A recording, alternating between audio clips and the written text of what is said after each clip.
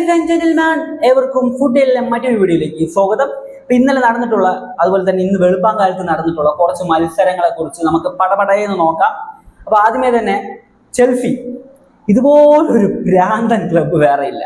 കാരണം ഇതേ team United ആയിട്ട് തോറ്റു. ഇപ്പൊ ഇതാ ലിവർപൂളിനെ പൊട്ടിച്ചിരിക്കുകയാണ്.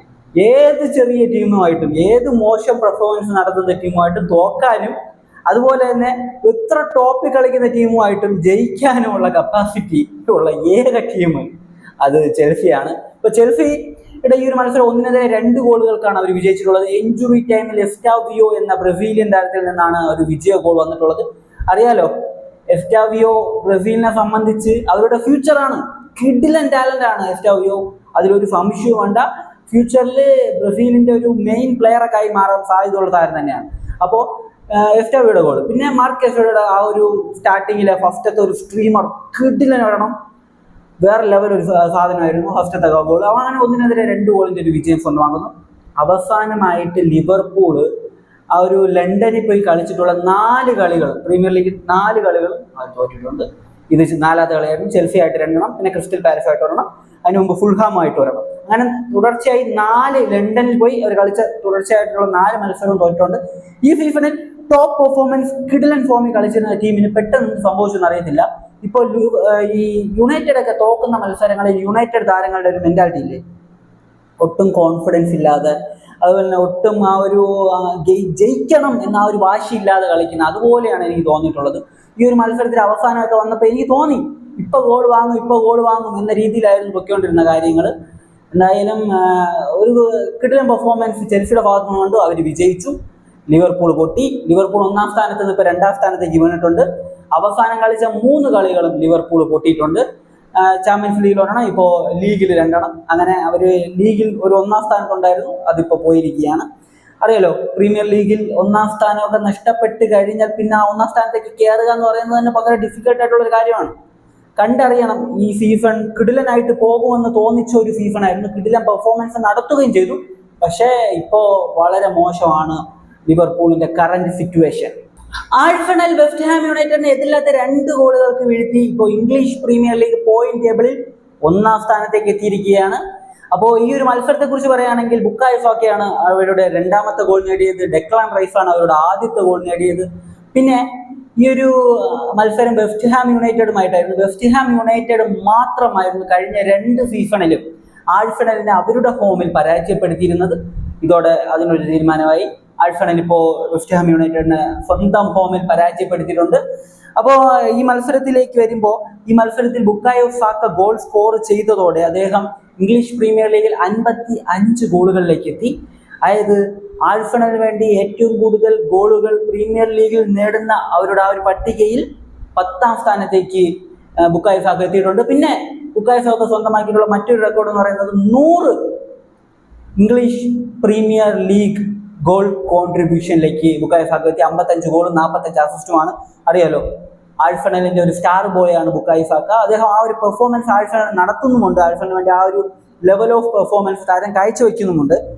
ഒരു കിടിലൻ മത്സരം, കിടിലനായിട്ട് അവർ കളിച്ചു, നന്നായിട്ട് അവർ കളിച്ചിരുന്നു.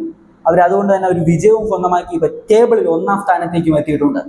പിന്നെ ആഴ്സണലിന് വേണ്ടി 200 പ്രീമിയർ ലീഗ് മത്സരങ്ങൾ എന്നൊരു റെക്കോർഡിലേക്ക് കൂടി ബുക്കായോ സാക്ക എത്തിയിട്ടുണ്ട്. മാഞ്ചസ്റ്റർ യുണൈറ്റഡ് സണ്ടർലാൻഡിനെ എതിരില്ലാത്ത 2 ഗോളുകൾക്ക് വീഴ്ത്തി. അപ്പോൾ ഈ ഒരു മത്സരത്തിൽ ആദ്യമേ അവർക്ക് വേണ്ടി ഗോൾ സ്കോർ ചെയ്തിട്ടുള്ളത് മെയ്സൺ മൗണ്ട് ആണ്. കുറേ മത്സരങ്ങൾക്ക് ശേഷം ഒരു സ്റ്റാർ താരമായിരുന്നു അദ്ദേഹം, തിരിച്ചു വന്നിരിക്കുകയാണ് ഗോൾ സ്കോർ ചെയ്തുകൊണ്ട് തന്നെ. പിന്നെ അവരുടെ ഒരു ഗോൾ സ്കോറർ എന്ന് പറയുന്നത് അറിയാലോ, അവർ ഈ ഒരു കഴിഞ്ഞ സമ്മർ ട്രാൻസ്ഫർ വിൻഡോയിൽ ടീമിൽ എത്തിച്ചിട്ടുള്ള സെസ്കോ ആണ്. അതായത് ബെഞ്ചമിൻ സെസ്കോ, കിഡിലൻ പൊട്ടൻഷ്യൽ ഉള്ള താരമാണ് ബെഞ്ചമിൻ സെസ്കോ ആണ് അവരുടെ 2ാമത്തെ ഗോൾ സ്കോർ ചെയ്തിട്ടുള്ളത്. അവരുടെ, അതായത് ഈ മത്സരം നടന്നിട്ടുള്ളത് യുണൈറ്റഡിന്റെ ഹോമിലാണല്ലോ, ഹോം ഗ്രൗണ്ടിൽ. അപ്പോൾ യുണൈറ്റഡിന്റെ ഹോം ഗ്രൗണ്ടിൽ ഗോൾ സ്കോർ, ആദ്യത്തെ ഗോള് ബെഞ്ചമിൻ സെസ്കോ സ്കോർ ചെയ്തിരിക്കുകയാണ്. ഓൾഡ് ട്രാഫോർഡ്, അത്രയും ലെജൻഡറി ആയിട്ടുള്ള സ്റ്റേഡിയത്തിൽ തന്റെ ആദ്യത്തെ ഗോൾ യുണൈറ്റഡിന് വേണ്ടി ബെഞ്ചമിൻ സെസ്കോ സ്കോർ ചെയ്തു. യുണൈറ്റഡ്, ഞാൻ വലിയ ഹൈപ്പ് ഒന്നും കൊടുക്കുന്നില്ല, അവർ ബാക്കാണ്, അവർ ഫ്രണ്ടാണ്, അങ്ങനെയൊന്നും ഞാൻ പറയുന്നില്ല.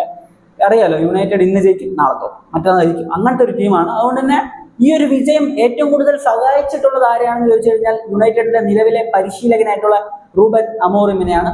അദ്ദേഹത്തെ സാക്ക് ചെയ്യും, അദ്ദേഹത്തിന്റെ ടാറ്റിക്സ് ശരിയില്ല, അദ്ദേഹത്തിന്റെ ഫോർമേഷൻ ശരിയില്ല, അതില്ല ഇതില്ല മറ്റതില്ല എന്ന് പറഞ്ഞിട്ട് അദ്ദേഹത്തെ സാക്ക് ചെയ്യാൻ നിൽക്കുന്ന ആ ഒരു വിളിമ്പിൽ നിൽക്കുകയാണ്. അങ്ങോട്ട് പോയ സാക്കിംഗ് ആണ്. ആ ഒരു രീതിയിലുള്ള സമയത്ത് ഈ ഒരു മാച്ച് തോറ്റിരുന്നെങ്കിൽ പറഞ്ഞു വിട്ടേനെ. എന്നാൽ നടന്നില്ല. ഈ ഒരു മത്സരം ജയിച്ച് കുറച്ചൊരു ആശ്വാസമായിട്ടുണ്ട്. എന്നല്ലാതെ വേറെ ഒരു ഗുണവും ഈ ഒരു മത്സരം ജയിച്ചതുകൊണ്ട് യുണൈറ്റഡിന് ലഭിച്ചിട്ടുണ്ടെന്ന് എനിക്ക് തോന്നുന്നില്ല. പിന്നെ ടോട്ടൻഹാം 1-2 ഗോളുകൾക്ക് ലീഡ്സിനെ പരാജയപ്പെടുത്തിയിട്ടുണ്ട്. ആര് കാണാനല്ലേ, ആർക്കറിയണം അത്. പക്ഷെ നമുക്ക് പറയാം, അതായത് ഇതിൽ കൂഡൂസ് എന്ന് പറഞ്ഞൊരു താരമുണ്ട്. എന്റെ പൊന്നോ, കിടിലം പെർഫോമൻസ് ആണ്. ഗോളും ഒരു അസിസ്റ്റുമായിട്ട് ഈ ഒരു മാച്ചിൽ മിന്നിത്തിളങ്ങി കൂഡൂസ്. അപ്പൊ കൂഡൂസിന്റെ പെർഫോമൻസിന്റെ ബലത്തിൽ തന്നെയാണ് ലീഡ്സിന് 1-2 ഗോളുകൾക്ക് ടോട്ടൻഹാം പരാജയപ്പെടുത്തിയിട്ടുള്ളത്.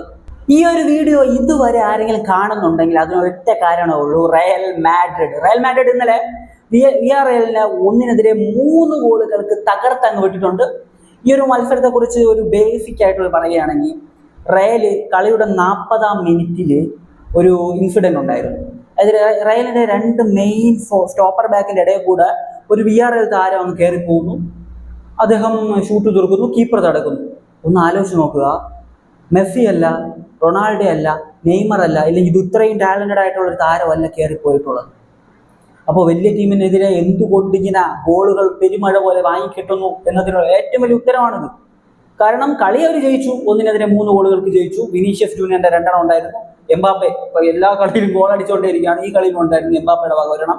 അപ്പോൾ അതെല്ലാം ഓക്കെയാണ്. പക്ഷെ ഡിഫൻസിലേക്ക് വരുന്ന സമയത്ത് ഇതുപോലെയുള്ള സില്ലി എറേഴ്സ് അത് എല്ലാവർക്കും നല്ല ക്വാളിറ്റി ഉണ്ട്, എല്ലാവരും ടോപ്പ് ക്വാളിറ്റി ഉള്ള പ്ലേയേഴ്സ് ആണ്.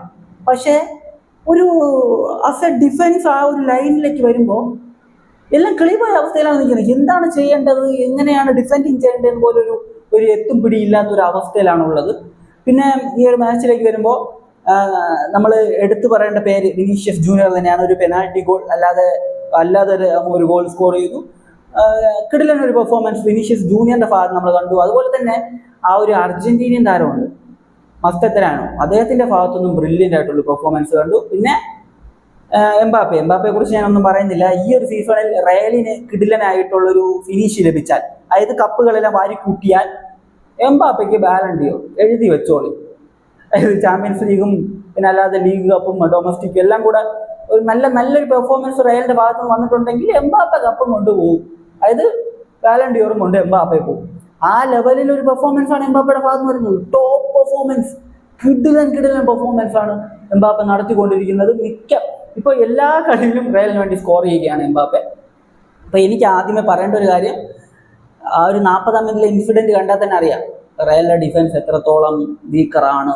വലിയ ടീമുകൾക്കെതിരെ ഒന്നും ഇത് പിടിച്ചു നിൽക്കുമെന്ന് എനിക്ക് തോന്നുന്നില്ല. ഈ രീതിയിലാണ് കളിച്ചുകൊണ്ടിരിക്കുന്നതെങ്കിൽ അറ്റാക്കിംഗ് ഒക്കെ സെറ്റാണ്.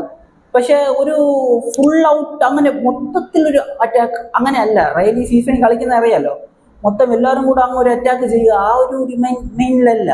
റയൽ കുറച്ച് ഹോൾഡ് ചെയ്ത് അറ്റാക്ക് ചെയ്യുന്ന രീതിയിലാണ്. അവരുടെ ഡിഫൻസിലെ പ്രശ്നം മനസ്സിലാക്കിയിട്ടുള്ള ഒരു ടാറ്റിക്സ് തന്നെയാണ് സാബിയുടെ ഭാഗത്ത് നിന്ന് ഉള്ളത്. അതുകൊണ്ട് തന്നെ കുറച്ചൊക്കെ അവർക്ക് പിടിച്ചു നിൽക്കാൻ പറ്റുന്നുണ്ടെങ്കിൽ പോലും വലിയ ടീമൊക്കെ വരുമ്പോൾ ഇതൊന്നും നടക്കത്തില്ല, ഈ ഒരു രീതിയൊന്നും. അതാണ് അദ്ദേഹം മാറ്റിയെടുക്കേണ്ട ഒരു കാര്യം. ഇപ്പം നിങ്ങളുടെ ഒപ്പീനിയൻ, ഈ മത്സരങ്ങളെ കുറിച്ചൊക്കെ ഉള്ള നിങ്ങളുടെ ഒപ്പീനിയൻ എന്ത് തന്നെയാണെങ്കിൽ അത് കമന്റ് ചെയ്യുക.